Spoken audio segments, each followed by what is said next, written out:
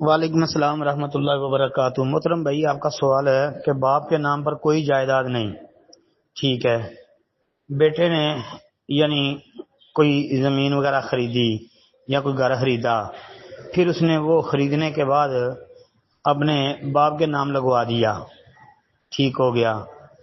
اب وہ جو بھی جگہ ہے وہ باپ کے نام ہے، اور باپ دنیا سے جائے تو آیا بہن کا حصہ ہوگا؟ یہ کتاب و سنت کے مطابق تو ہوگا۔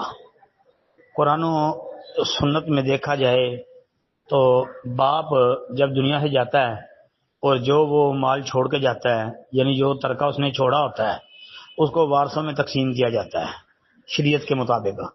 تو اس اعتبار سے دیکھا جائے تو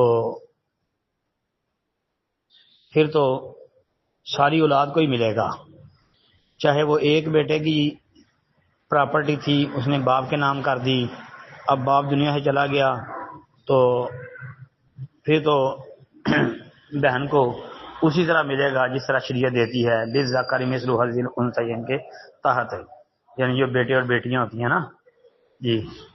اب باقی یہ ہے کہ اگر وہ بیٹا وہ جو جگہ زمین پراپرٹی گھر مکان کچھ بھی وہ خرید کر اپنے نام کر لیتا ہے، باپ کے نام نہیں کرتا جی، یا ایک بھائی سے زیادہ بھائیوں نے مل کے وہ خریدی ہے اور وہ اپنے نام پہ لگوا لیتے ہیں، تو پھر جو ہے نا